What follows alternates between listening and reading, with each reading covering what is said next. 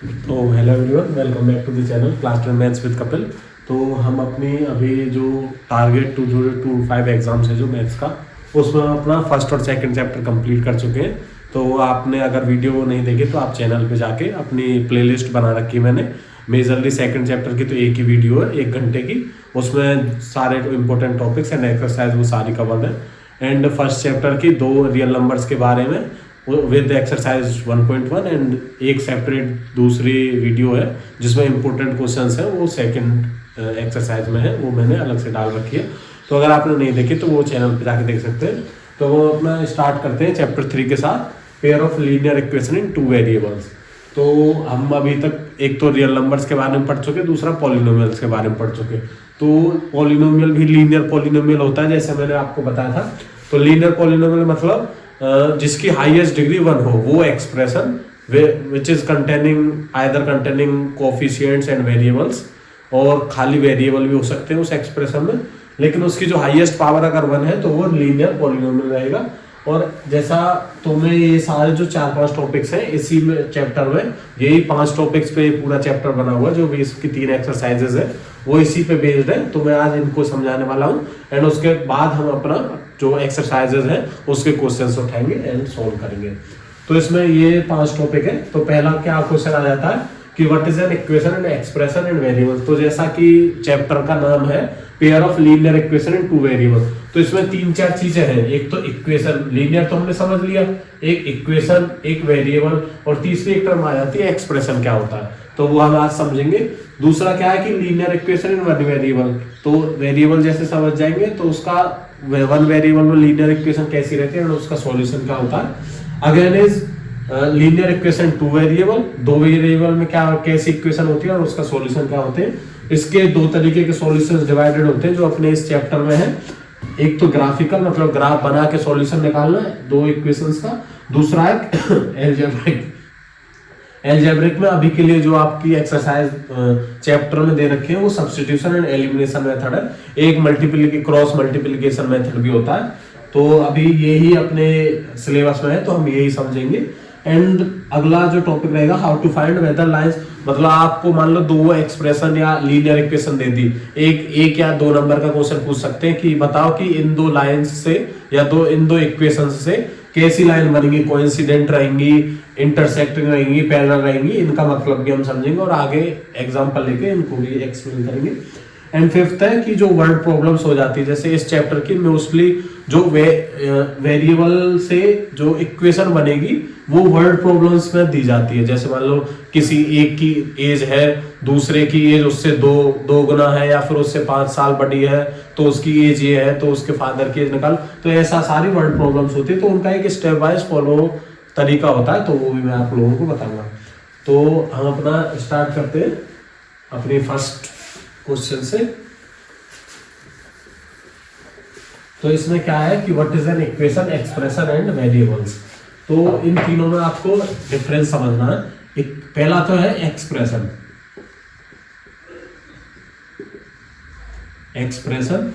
दूसरी चीज है इक्वेशन, तीसरी चीज आ जाती है वेरिएबल्स। तो देखो वेरिएबल्स का जैसा नाम से पता चल रहा है, वेरिएबल मतलब जो बदलता रहता हो, मतलब जो ऑलवेज कीप्स चेंजिंग, जो हमेशा बदलता रहता हो। जैसे अपना जो एग्जांपल रहेगा, जो भी वेरिएबल्स हम यूज करेंगे ज्यादातर x, y, ये 2 वेरिएबल्स रहते हैं अपनी पे इक्वेशन बनाने के टाइम पे, तो ये ज्यादातर वेरिएबल होते हैं। मतलब वेरिएबल मतलब जो जैसे हम चलते जा रहे हैं कहीं भी, तो उस पे हर एक अपना स्टेप्स पे जो भी अपना डिस्टेंस कवर्ड वो बदलता जा रहा है, तो हर एक का वो वेरिएबल हो गया, जो डिस्टेंस है वो वेरिएबल हो गया। तो उसको कैसे आप डिनोट कर सकते हो, डी से डिनोट कर सकते हो, तो वो एक चीज वेरिएबल होगी। तो ये सारे वेरिएबल्स होते हैं। अब एक्सप्रेशन क्या होता है, एक्सप्रेशन मतलब वेरिएबल्स से बनता है अलोंग विद कोफिशिएंट्स। तो जैसे मान लो एक कोई x है, तो एक्सप्रेशन क्या बन जाता है, fx इक्वल टू ax बन जाएगा, या फिर क्या बन जाएगा, ax प्लस c बन जाएगा, या फिर कुछ भी बन जाएगा, ax plus by plus c बन जाएगा। तो ऐसा एक्सप्रेशन होते हैं जो वेरिएबल्स एंड कोफिशिएंट्स दोनों से मिलके बनते हैं। अब ये एक्सप्रेशन हो गया। तो इक्वेशन क्या होती है, इक्वेशन वो होती है जब हम जो भी एक्सप्रेशन होता है अगर वो 0 के इक्वल हो जाए तो हमें जो भी मिलता है उसको इक्वेशन कहते हैं। जैसे कि ax इक्वल टू अगर 0 कर दे तो ये एक इक्वेशन कहलाती है।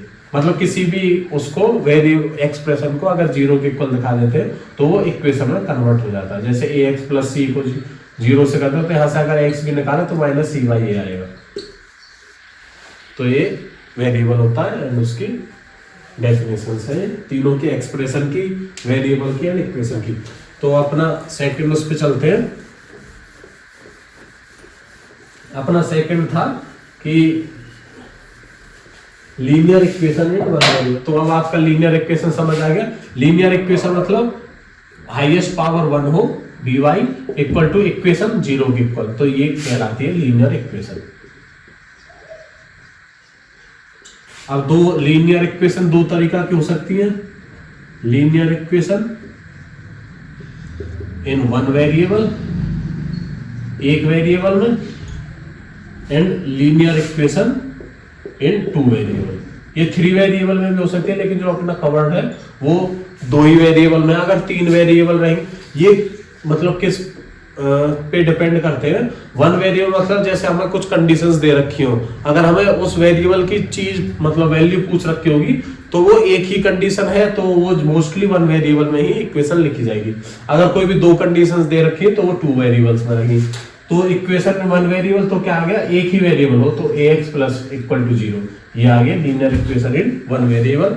अगर 2 वेरिएबल में कोई एग्जांपल पूछे तो ax plus by equal to 0, ये लीनियर इक्वेशन इन 2 वेरिएबल होगी।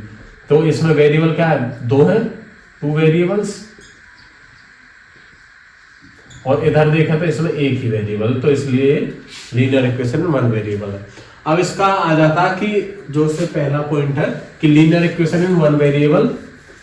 अब इसका सॉल्यूशन कैसे निकालते हैं। सॉल्यूशन सिंपल क्या होता है कि जो अपना वेरिएबल है उसकी वैल्यू हम अपने को निकालनी है, तो वही सॉल्यूशन कहलाती है। मान लो कोई एग्जांपल हम उठा लेते हैं, कोई हमें लीनियर इक्वेशन दे रखी है एक वेरिएबल में 3x प्लस 2 इक्वल टू 0। तो ये कोई इक्वेशन दे रखी है, हमें इसका सॉल्यूशन निकालना है। तो इसका एक सॉल्यूशन मतलब x की वैल्यू निकालनी है। अगर कोई 2 वेरिएबल दे रखी हो कि उसका सॉल्यूशन निकालना हो तो मतलब x और y की वैल्यू अपने को निकालनी है। तो इधर x की वैल्यू सिंपल निकालोगे तो प्लस का 2 उधर चला जाएगा, -2, 3 मल्टीप्लाई में इधर आ जाएगा तो डिवाइड में। तो यहाँ इसका एक ही सॉल्यूशन आएगा क्योंकि लीनियर इक्वेशन उसका एक सॉल्यूशन रहेगा हमेशा वेरिएबल का। तो x इक्वल टू -2/3, तो इसका सॉल्यूशन है। या फिर आप ये तरीका है, आप इसको जो भी ये इक्वेशन है इसको आप ग्राफ पे भी शो कर सकते हो। ये क्या रहेगी, एक वेरिएबल x इक्वल टू -2/3, ये एक पॉइंट की तरह रहेगा जो भी अपना ये लाइन रहेगी, क्योंकि इसका x तो सिर्फ एक ही है -2/3, इधर तो प्लस रहेगा, जैसे इधर x है, इधर y है, इधर -y है, इधर -x है। तो यहाँ क्या है 0, ये 1 2 3, ये क्या है 1 -2 -1, ये -1 -2, यहाँ पे 1, यहाँ पे 2। यहाँ पे अब 2 वेरिएबल थे नहीं तो y तो कुछ है नहीं। अगर इसका ग्राफ भी पॉइंट देखे तो x इक्वल टू -2/3, एक ही पॉइंट है। तो -2/3 कहाँ आएगा, जैसे मान लो यहाँ आएगा कोई -2/3, तो ये वैल्यू 3x प्लस 2 वाली रहेगी। तो ये इसका सॉल्यूशन होता है। इसको आप ग्राफ के जरिए से भी दिखा सकते हो और एक सिंपल उससे भी दिखा सकते हो। तो अपना नेक्स्ट जो टॉपिक चलता है जो इम्पोर्टेंट है एंड उसके मेजरली क्वेश्चंस आएंगे, ये 1 वेरिएबल में तो नहीं आएंगे। दूसरा आ जाता है linear equation in 2 variables. 2 variable दे रखे होंगे अपने को, उसकी इक्वेशन। तो एग्जांपल क्या रहेगा, एक तो रहेगा ax plus by equal to 0, ये आपकी इक्वेशन है। आप इसको नाम a और b की कोई भी वैल्यू उठा सकते हो, 2 - 3y इक्वल टू 0। इसको आप एक तो इक्वेशन भी बोल देते हो, दूसरा आप लाइन की तरह भी ट्रीट कर सकते हो इसको। 1 वेरिएबल में तो वो पॉइंट रहता है, 2 वेरिएबल में ये एक लाइन बन जाए, क्योंकि इसमें x और y दोनों एक्सेस है। हर एक x के लिए y बदलेगा, हर एक y के लिए x बदलेगा। तो ये लीनियर इक्वेशन 2 वेरिएबल है। अब इसका मान लो आपको सॉल्यूशन अगर मान लो दो लीनियर इक्वेशन दे रखी हो, टू लीनियर इक्वेशंस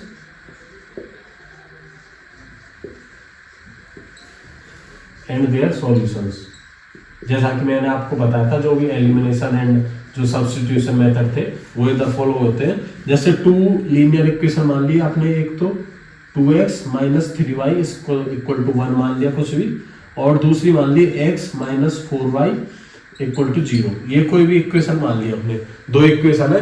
अब आपसे पूछ ले ये दो इक्वेशन है, आपसे दो तरीके से इसका सॉल्यूशन पूछ सकता है। एक तो वो जो ग्राफिकल था, ग्राफिकल तरीके से सॉल्यूशन, एंड सेकंड था एलजेब्रिक तरीके से एक्सप्रेशन। एलजेब्रिक में वो सब्स्टिट्यूशन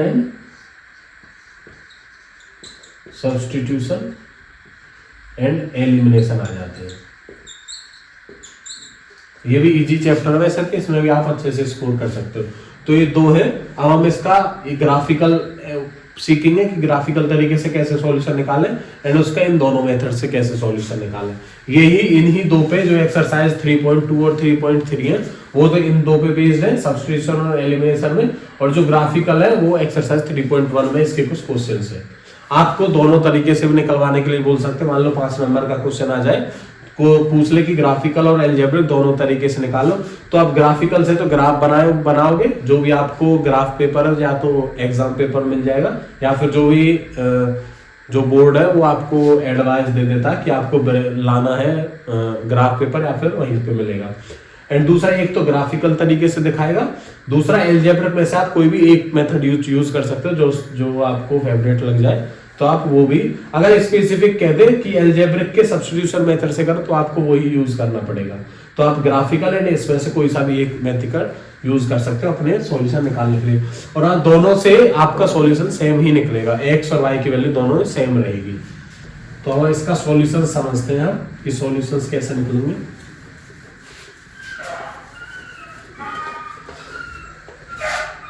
तो जैसे पहला उठा लेते हैं अपना ग्राफिकल मेथड।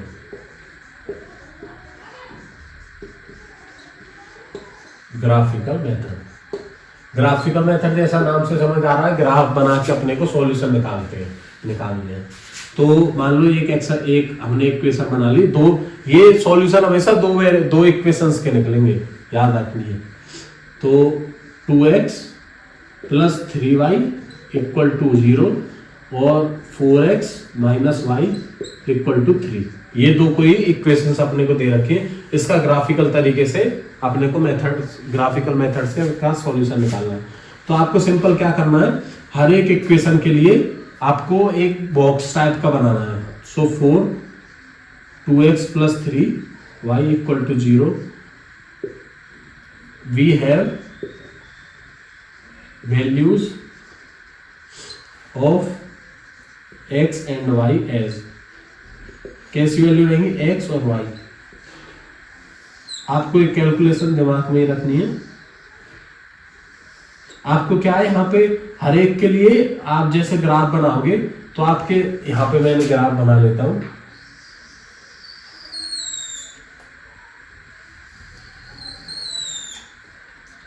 तो ये आपका ग्राफ है, x यहां माइनस x,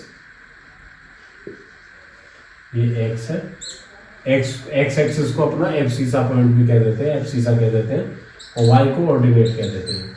यहाँ पे हम पॉइंट्स डाल रहे हैं 0, 1, 2, 3, 4, 5, ऐसा ही जैसा इधर डालते हैं ऐसा ही इधर डालेंगे। आपकी जो ये यूनिट्स है वो सेम रहनी चाहिए दोनों पे।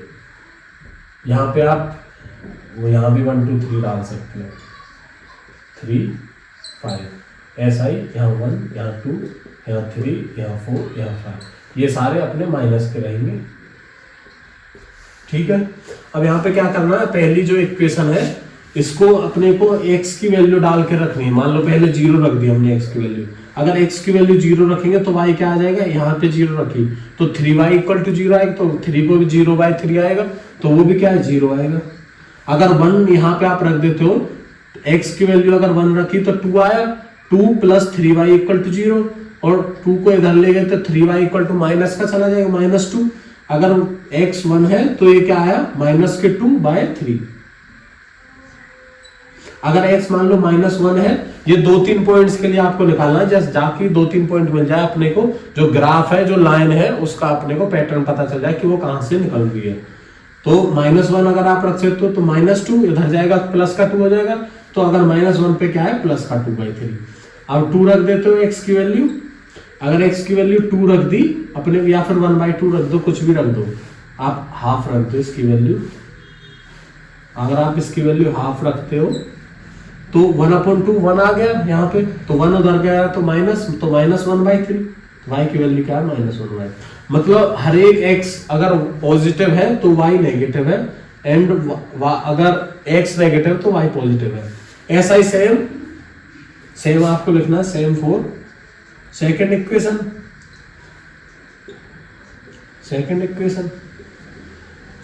यहां पे आप बना लो सेम और x और y की एक बकेट सी। इसमें आप 4 पॉइंट के लिए निकाल लो, वही काफी रहते हैं x y। तो यहाँ पे आप देखोगे जैसे 4x - y = 3 है। अगर x की वैल्यू आप 0 कर तो ये 0, तो y क्या आया -3।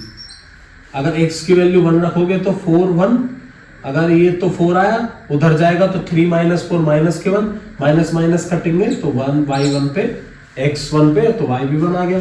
अगर x की वैल्यू -1 आप रख के देखोगे तो ये माइनस का 4 हो गया, माइनस का 4 उधर जाएगा प्लस का आ जाएगा, तो 4 + 3 7, लेकिन यहाँ माइनस है तो उधर जाके माइनस आ जाएगा -7। अगर 2 आप रखोगे तो 4 2 8, उधर गया माइनस का तो -5, तो यहाँ आ गया 5। तो ये 2-3 वैल्यूज है, ये आपको निकालनी है। अब यहाँ पे आपको ग्राफ प्लॉट करना है इसका, दोनों का। तो यहाँ पे क्या है, अगर हम पहली इक्वेशन देखें तो x0 पे y0, आप दूसरा x1 पे y -2/3। -2/3 कितना रहता है 0.66 करके होता है, माइनस का 0.66। अगर x1 है तो माइनस का 0.1, इसका हाफ से ज्यादा रहेगा थोड़ा सा, तो यहाँ पे क्या है ये पॉइंट आ गया, ये 0 0 हो गया। यहाँ पे क्या है 1 कॉमन -2/3।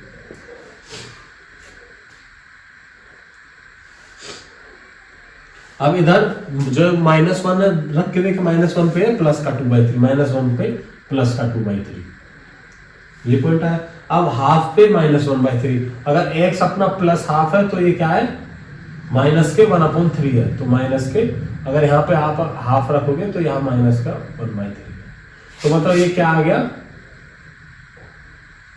ये तो हमें पता है कि स्ट्रेट लाइन बनेगी, तो ये यहां से अपनी निकल के जा रही है। तो ये कौन सी लाइन बन गई अपनी, ये पहले वाली 2x + 3y = 0, ये अपने को लिखना है। ऐसा ही दूसरी जो लाइन है 0 पे -3 है, 0 क्या है -3, 1 पे क्या है 1 पे 1 है प्लस का, -1 पे क्या -7, अगर -1 आप रखोगे तो यहाँ क्या है -7, जैसे इसको थोड़ा और एक्सटेंड कर देते तो ये 6, यहाँ पे 7, तो ये क्या है -1 पे -7 है, और 2 पे क्या है 5, 2 पे क्या है 5 यहाँ पे। तो अब आप इसका ग्राफ बनाओगे तो ऐसे जाएगा। आप जैसे अगर ग्राफ एग्जैक्टली ग्राफ से बनाओगे तो ये एक स्ट्रेट लाइन ही रहेगी। तो ये क्या है 4x - y = 3।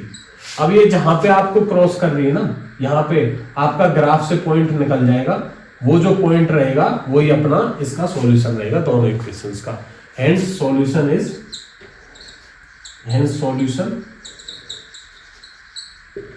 Of both equations is, जो भी आपका पॉइंट आए x और y, ये दोनों के लिए रहेगा और वही इसका सॉल्यूशन रहेगा ग्राफिकल मेथड से।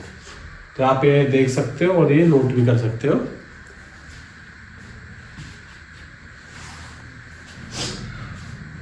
ठीक है गाइस, अब अपना जो सेकंड है, जो ये ग्राफिकल मेथड से हो गया, अब आ जाता है एल्जेब्रिक तरीके से। तो ये मैं इरेज कर देता हूं, आप ये नोट कर लो। इसका जो भी पॉइंट मिल जाएगा, ए पॉइंट, वो आपका ग्राफ से निकल जाएगा, जो भी एग्जैक्ट रहेगा तो वो आप यहाँ से सॉल्यूशन इसका ये लिख सकते हो। मैं एग्जैक्ट भी इसका निकाल सकता हूँ, लेकिन वो सेम ही अलजेब्रिक तरीके से रहेगा। यही अपना 2 एग्जांपल लेके चलेंगे हम इसका।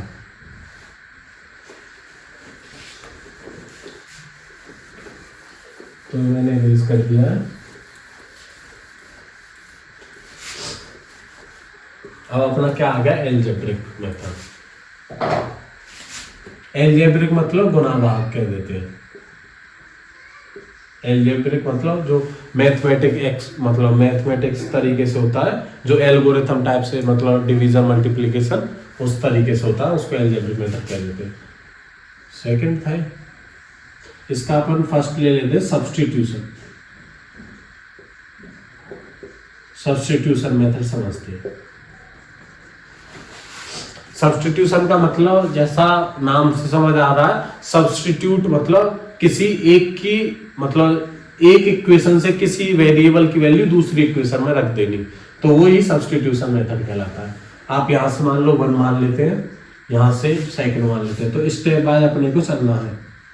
यही आप जो क्वेश्चन है उसमें यही फॉलो करोगे स्टेप वाइज, जैसा मैंने ग्राफिकल तरीके से बताया था उसको स्टेप वाइज चलना है, ऐसे ही इसको तरीके से।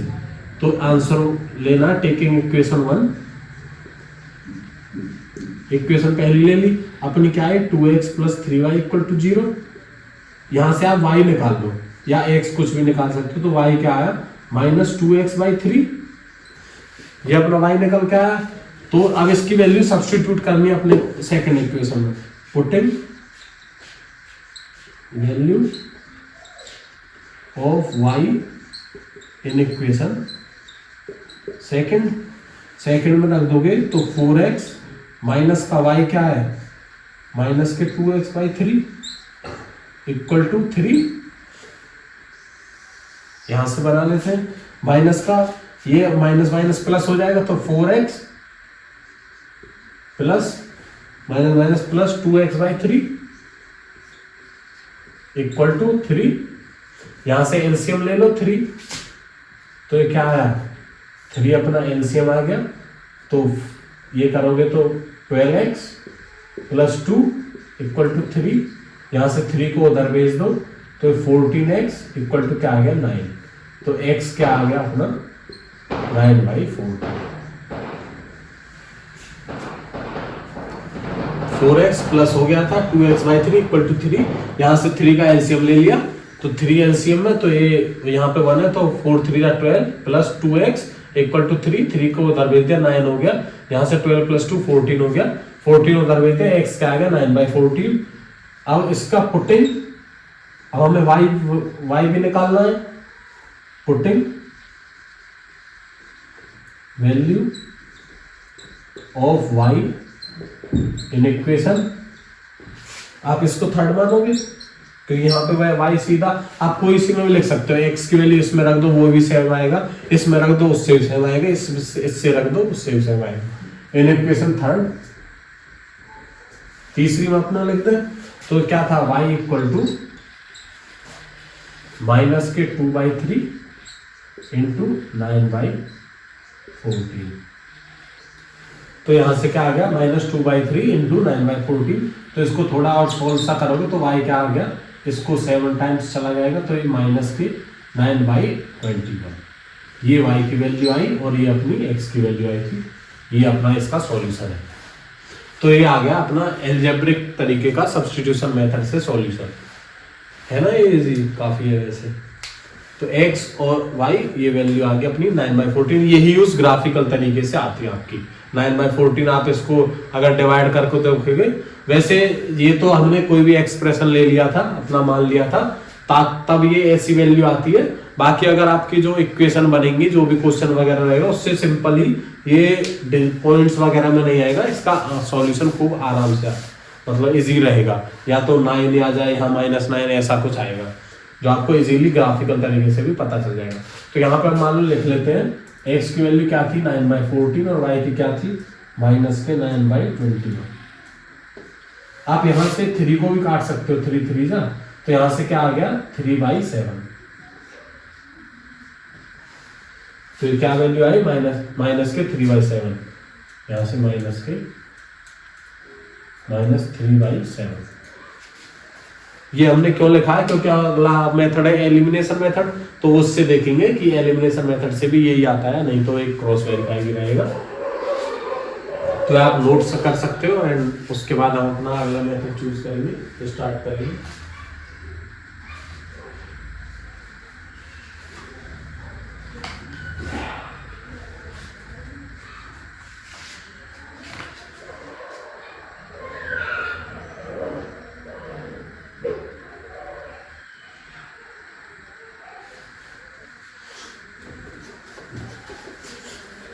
तो स्टार्ट करते हैं अपना next method. Next is substitution की जगह एलिमिनेशन, ये भी अलजेब्रिक का ही पार्ट है।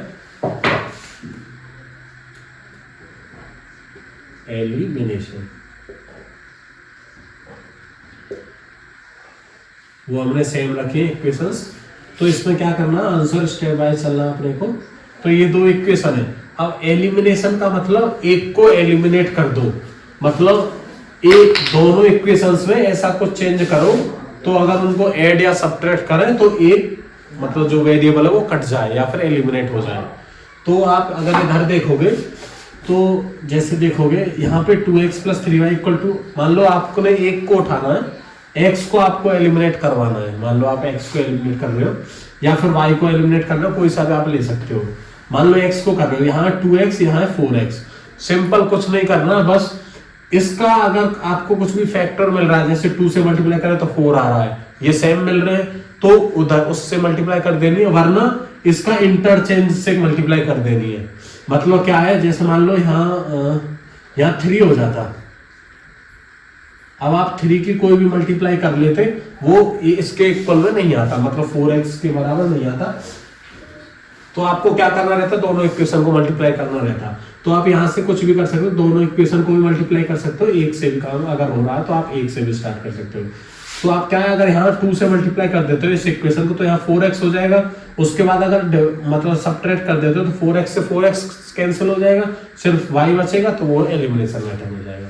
या फिर आप y उठा लो, यहाँ 3y है, यहाँ y है, अगर यहाँ 3 से आप मल्टीप्लाई कर देते हो तो वो भी 3y हो जाएगा माइनस का, तो दोनों को ऐड करोगे तो माइनस से ये प्लस कैंसिल हो जाएगा, तो यहाँ x बच जाएगा। तो आप कोई सा भी उठा सकते हो। मान लो हमने x को एलिमिनेट करना है, तो क्या करना है आपको, स्टेप बाय चलना है, मल्टीप्लाइंग इक्वेशन 1/2। अगर आपको इसको भी करना होता तो and multiply equation second by जो भी जिस नंबर से आपको करना होता, तो आपका क्या आ जाता, 4x plus multiply equation 1/2, we get, आपको क्या मिलेगा, 4x प्लस 6y = 0। ये 2 से मल्टीप्लाई कर नहीं पाता, यहाँ आपने मान ली थर्ड इक्वेशन। अब आपको क्या करना है, थर्ड, इससे अब आपको कोई मतलब नहीं है, अब सेकंड और थर्ड से आपको मत देखना है। अब आपका क्या है, यहाँ पे प्लस साइन है, यहाँ पे प्लस साइन, तो सब्ट्रैक्ट कर दे। तो यहाँ से क्या करना है, सब्ट्रैक्टिंग, आपको इसे किससे भी सब्ट्रैक्ट कर सकते हो, subtracting second by third. Second को तीसरी से डिवाइड हमने सब्ट्रैक्ट कर दिया, तो वो क्या आ जाएगा, 4x प्लस 6y = 0। और करना क्या, 4x माइनस y = 3। इसको सब्ट्रैक्ट करना है, सब्ट्रैक्ट करना है, सब्ट्रैक्ट करोगे तो आपके जो ये साइन है, यहाँ प्लस ये माइनस हो जाएगा, यहाँ माइनस है ये प्लस हो जाएगा, यहाँ प्लस है तो ये माइनस हो जाएगा, ये तीनों के साइन बदल जाते हैं अगर आपको माइनस करना है। यहाँ पे यार सब सिंबल लगा सकते हो। अब ये यहाँ से कैंसिल हो गया, यहाँ से क्या आया, 6 + y, ये प्लस का साइन हो गया था, 6y + y, ये आपका क्या है, 7y, और यहाँ से क्या आया, -3। यहाँ पे चलते हैं अपना, तो यहाँ से आपको क्या मिल गया, 7y = -3। अब y को इधर रखोगे, 7 को उधर भेज दो, तो y = -3/7। ये आपकी क्या आएगी, y की वैल्यू आएगी। अब आपको y की वैल्यू सेम तरीके से इन दोनों इक्वेशन या किसी में भी आप y की वैल्यू रख दो तो आपको x आ जाएगा। तो यहाँ पे क्या करना, putting value of y in, first में डाल दो, आप किसी में डाल दो, फर्स्ट में ही रहेगा। तो आपका क्या है, 2x प्लस 3 × y क्या था, -3/7 = 0। तो यहाँ से आपको क्या बना, 2x minus plus minus minus हो गया, -9/7 इक्वल टू 0, इसको उधर भेज दो तो 2x क्या मिला आपको 9/7, 2 को भी उधर भेज दो तो x क्या बना आपका 9/40, ये आपकी x की वैल्यू आ गई। हेंस सॉल्यूशन ऑफ बोथ, दोनों इक्वेशन का सॉल्यूशन क्या है, इज x की वैल्यू पहले लिखी जाती है 9/14, y की बाद में लिखी जाती है -3/7। तो यहां से भी आप देखोगे, ऊपर से भी देखोगे तो वो x और y की वैल्यू दोनों ही मैच कर रही है। यहाँ भी 9/14 x था, यहाँ भी 9/14 x था। सब्स्टिट्यूशन मेथड से यहाँ y -3/7 है, उधर भी -3/7 था सब्स्टिट्यूशन मेथड से, वही सेम ग्राफिकल मेथड से आता।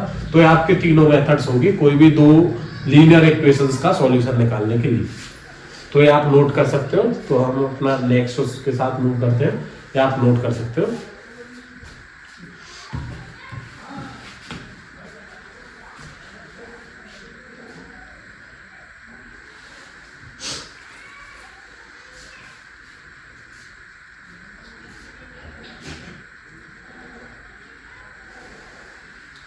तो मैं ये इरेज कर देता हूँ।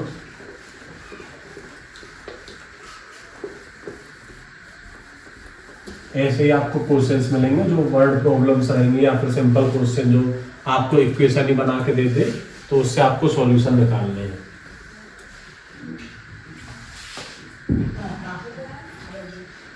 तो अपना नेक्स्ट टॉपिक क्या था, आपने इक्वेशन देख ली, मेथड देख लिया।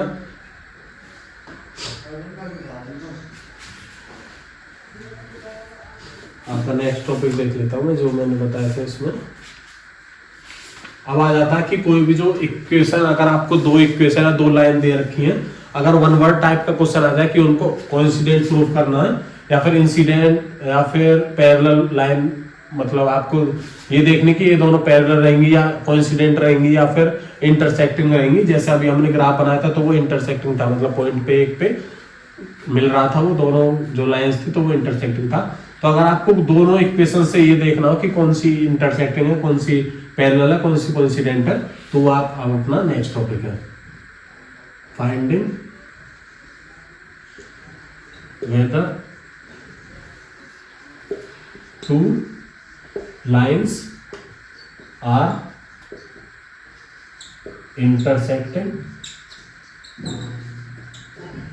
कॉमा पैरेलल और क्या इंटरसेक्टिंग पैरेलल कॉमा कोइंसिडेंट। तो आपको इनका मतलब समझा देता हूं। इंटरसेक्टिंग मतलब अगर आपस में वो काटती है तो वो इंटरसेक्टिंग हो गया।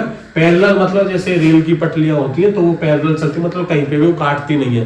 काटने का मतलब अगर वो काटती है तो वो उनका सॉल्यूशन है। अगर इंटरसेक्टिंग है तो क्या होगा, उनका वन सॉल्यूशन, एक सॉल्यूशन रहेगा। अगर वो पैरेलल है जैसे रेल की पटलियां होती है तो वो कहीं पे भी नहीं मिलती तो उनका नो सॉल्यूशन होता है, कोई भी सॉल्यूशन नहीं होता दो लाइंस का। अगर कोइंसिडेंट है तो उनके मेनी सॉल्यूशन हो जाते हैं। मतलब कोइंसिडेंट मतलब एक के ऊपर एक, आपकी एक लाइन है उसके ऊपर दूसरी लाइन बना दी तो ये कहाँ पे काट रही है, काफी सारे पॉइंट्स पे काट रही है, हर एक पॉइंट पे काट रही है तो इसके इनफाइनाइट मेनी सॉल्यूशन हो जाते हैं। तो ये तीनों तरीके की लाइंस हो सकती है अपनी।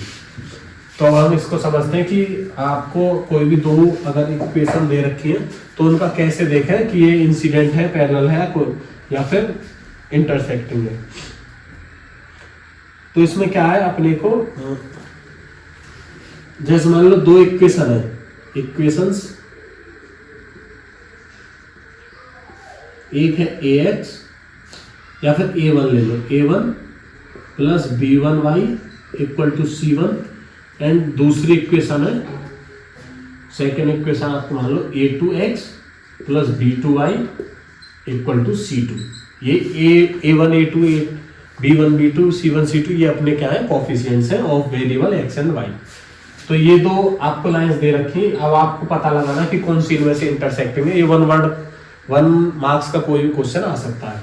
तो आप सिंपल क्या करना है, आपको जो आपके कोफिशिएंट्स हैं सेम वेरिएबल के, आपको क्या करना, हम यहाँ पे लिख लेते हैं कि इंटरसेक्टिंग होगा तो क्या रहेगा, इंटरसेक्टिंग के लिए, पैरेलल के लिए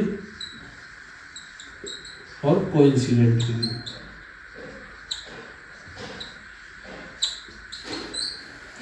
आपको क्या करना है, A1/A2 और B1/B2। अगर इंटरसेक्टिंग है वो लाइंस तो ये A1/A2 not equal to B1/B2 होगा। अगर वो पैरेलल है मतलब दोनों एक साथ चल रही है, आगे आपको मतलब जो स्लोप है वो पढ़ने को मिलेगा। तो इन पैरेलल लाइंस का जो स्लोप होता है वो अपना सेम होता है। तो इसका क्या करोगे आप, अगर पैरेलल है तो A1/A2 इक्वल होना चाहिए B1/B2 से, लेकिन C1/C2 के बराबर नहीं होना चाहिए। इसके केस में A1/A2 ये तीनों बराबर रहने चाहिए। बराबर क्यों, किस लिए? क्योंकि अगर एक के ऊपर एक लाइन बनेगी तो मतलब वो तो सेम ही लाइंस है। या फिर आपका मान लो 2x + 4y आ जाए और एक x + 2y आ जाए, तो अगर ऊपर वाली में से आप 2 कॉमन लोगे तो वो सेम ही दूसरी वाली लाइन की तरह बन जाएगी। तो इसकी ये कंडीशन होती है कोइंसिडेंट की, A1/A2 B1/B2 C1/C2। अगर ये तीनों इक्वल है तो वो कोइंसिडेंट है। A1/A2 इक्वल टू B1/B2 है लेकिन C1/C2 नहीं है तो वो पैरेलल है। अगर A1/A2 ही B1/B2 से इक्वल नहीं तो वो क्या है, इंटरसेक्टिंग लाइंस है। तो ये आप उतार भी सकते हो।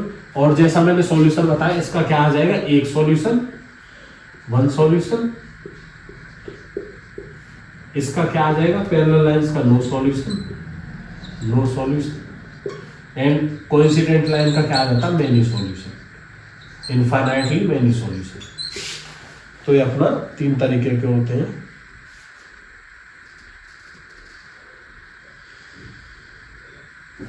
अब एक और आपसे पूछ लेते हैं कि सिस्टम कंसिस्टेंट है इनकंसिस्टेंट है।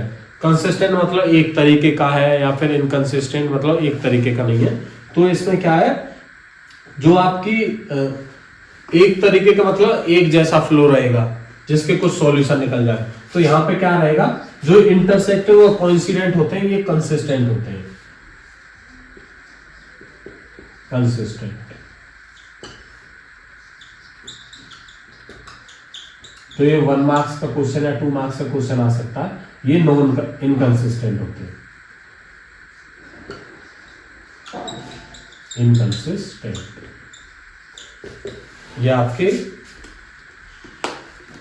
कोई भी अगर दो लाइन दे रखी है अपने को, तो उनका आसान तरीका है उनका ये देखने का कि सॉल्यूशन कैसा रहेगा, उनका मतलब कितने सॉल्यूशंस रहेंगे, कंसिस्टेंट रहेगा इनकंसिस्टेंट रहेगा, कैसा ग्राफ बनेगा, कैसी लाइंस रहेंगी।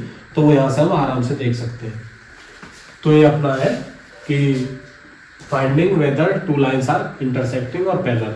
अब ये जो मेन टॉपिक्स है जो भी आपका कवर होंगे, जो भी आपके एक्सरसाइजेस में वो यहाँ पे हो जाते हैं क्लियर। बाकी अब आ जाते हैं वर्ड प्रॉब्लम्स पे। तो कई तरीके की वर्ड प्रॉब्लम्स आपको मिलेंगी, तो उनको हम 1 बाय 1 पिक करते हैं और उसके बाद अपना जो एक्सरसाइजेस है उनको उठाते हैं। तो ये मैं आपका इरेज कर देता हूँ, या आप नोट कर सकते हो या फिर स्क्रीनशॉट ले सकते हो सीधे फोन से। आप जो भी वीडियोस है उसके अगर आपको लगते हैं कि ये चीज मेरी इंपॉर्टेंट है, नोट्स आप बना सकते हो मेन पेपर के लिए, जाके आपको रिवाइज हो जाए। तो मैं ऐसा ही करता था, मैं अपने नोट्स बना लेता था जो भी 1 पॉइंट या फॉर्मूले वगैरह होते थे, ताकि जो मेन पेपर आएगा उसमें टाइम रहता तो आराम से इजी रिवीजन हो जाए। बस में अगर आप जाते हो कहीं पे लंबा मतलब एग्जाम सेंटर है, तो वहां पे आप 1 से 2 घंटे में सारे देख सकते हो सारे चैप्टर्स के। तो अपना अगला चलते हैं word problems and their solutions पे। तो गाइस अपना चलते हैं अपने नेक्स्ट टॉपिक वर्ड प्रॉब्लम्स पे। तो मैंने वीडियो पॉज करके आपको जितनी भी मेजरली जो क्वेश्चंस है उसमें कैसी वर्ड प्रॉब्लम्स रहेंगी उनके बारे में लिखा है। तो ये 5 तरीका की मेजरली प्रॉब्लम्स रहेंगी, और भी अलग हो सकती है। तो मतलब ज्यादातर तो मोस्टली इन्हीं में से क्वेश्चन आएगा। ये है, तो पहली क्या है, एज प्रॉब्लम होगी। दूसरी क्या है, नंबर ऑफ डिजिट्स से रिलेटेड प्रॉब्लम होगी। इसका हम एक्सप्लेनेशन देखेंगे।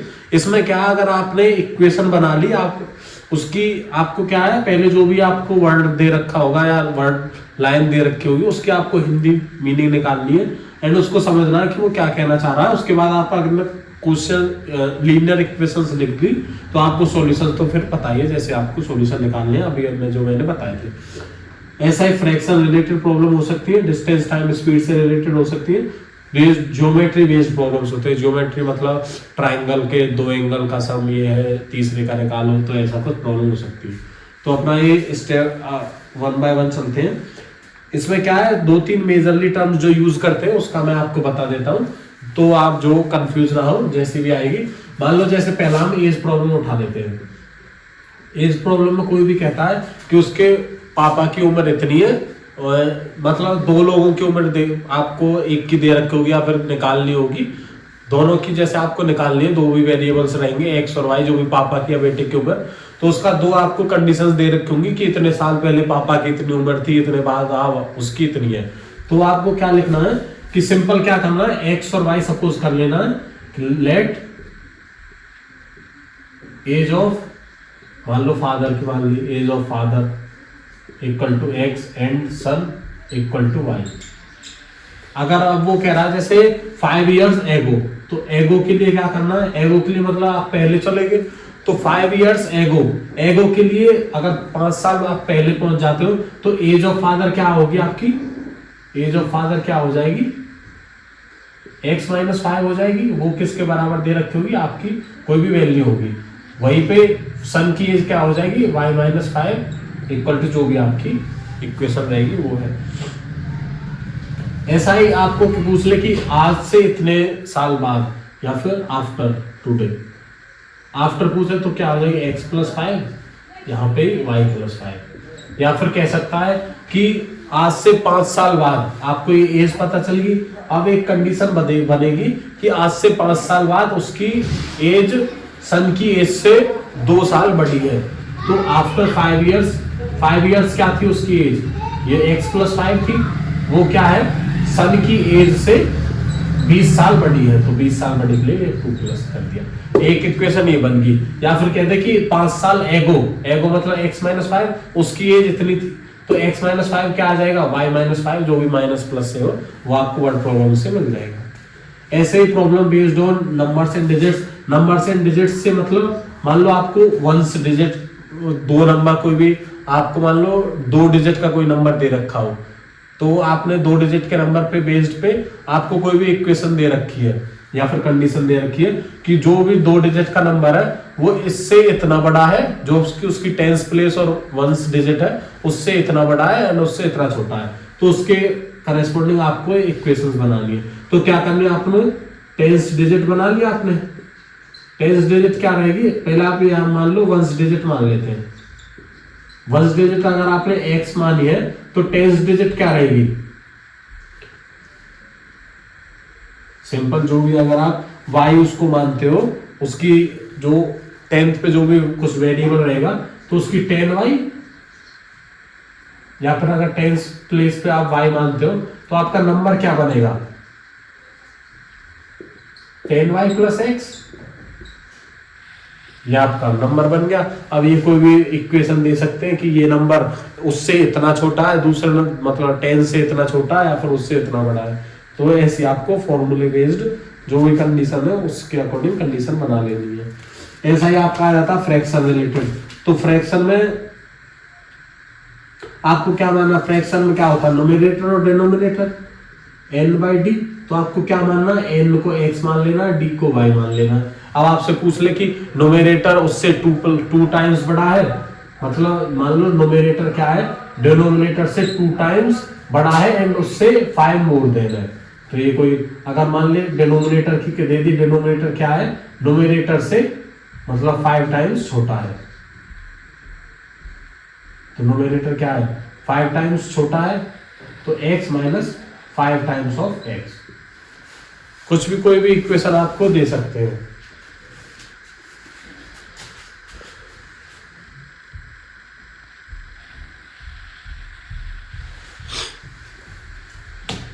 ऐसा ही आपका यहाँ डिस्टेंस टाइम एंड स्पीड से रिलेटेड वीडियो जो भी वर्ड प्रॉब्लम है वो बन सकती है। इसमें क्या करना है आपको, डिस्टेंस मान लो, डिस्टेंस आपको फॉर्मूला पता है, आपको इसका फॉर्मूला पता है, जो डिस्टेंस क्या होती है, स्पीड मल्टीप्लाई टाइम होता है डिस्टेंस। अब मान लो आपको डिस्टेंस तो x मान लिया, ये 2 वेरिएबल में रहेगा क्योंकि इसमें तो 3 है तो 2 ही रहेंगे, या तो डिस्टेंस या स्पीड ले ली, तो आपको वो फॉर्मूला यूज कर लेना है। डिस्टेंस x मान लिया, स्पीड y मान ली, टाइम उसमें कांस्टेंट रहेगा, तो टाइम को आप कोई भी 1 वैल्यू या फिर नेग्लेक्ट कर सकते हो, तो उसमें आपको सारी वैल्यूज लेके चल लेनी है, जो भी इक्वेशन है वो बना लेनी है।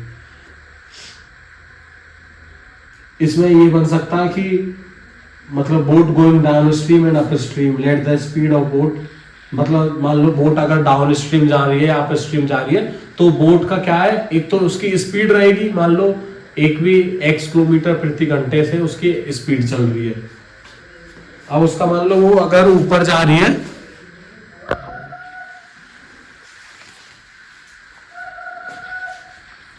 मतलब x किलोमीटर, अगर वो डाउन स्ट्रीम बोट जो वाटर फ्लो कर रहा है उसकी तरफ जा रही है, तो उसका जो उसकी स्पीड है एंड जो वाटर की स्पीड है उससे ऐड हो जाएगी।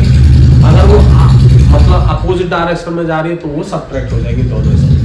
तो डिस्टेंस टाइम स्पीड रिलेटेड हो सकती है। ज्योमेट्री वाइज जैसे कि आपको मतलब कुछ प्रॉपर्टीज पता रहनी चाहिए, जैसे ट्रायंगल के तीनों एंगल का सम 180 होता है। अब वो मतलब कोई भी लाइन हो उसका एक्सटीरियर और इंटीरियर एंगल का सम 180 होता है। टोटल जो मतलब एक लाइन होती है उसका टोटल 360 डिग्री का एंगल होता है। तो ये सारी जो मतलब टर्म्स है वो इधर अगर आपको पता है तो इजी तरीका रहेगा आपको जो कंडीशन दे रखी है उसको इक्वेशन की फॉर्म में बनाना। तो ये सारी तरह की वर्क प्रॉब्लम्स होती है। तो गाइस ये आप देख सकते हो। और अब अपना नेक्स्ट मूव ऑन करते हैं अपने जो भी अपनी एक्सरसाइजेज है 3.1, 3.2 एंड 3.3। इसमें मैं आपको जो भी अपने वन वर्ड या वर्ड प्रॉब्लम्स है या जो न्यूमेरिक या फिर सिंपल इक्वेशंस दे रखी हैं तो वो तो मैं आपको बता दूंगा कि ये जैसे क्वेश्चन पूछ रखा हो ग्राफिकल मेथड से तो वो मैं आपको पहले बता चुका हूँ कि ऐसे होगा, तो वो तो इजी तरीका है। बाकी जो भी वर्ड प्रॉब्लम्स है उनकी मैं आपको लीनियर इक्वेशन समझा देता हूँ कि इसकी ऐसे बनेगी। तो आप जो भी आप उससे मेथड से बोल रहा है, जो क्वेश्चन एग्जामिनर में बोल रहा है, जो एग्जाम जब रहेगा आपका उसमें जो भी आपका सॉल्यूशन निकालना है तो उससे आपका बन जाएगा उससे।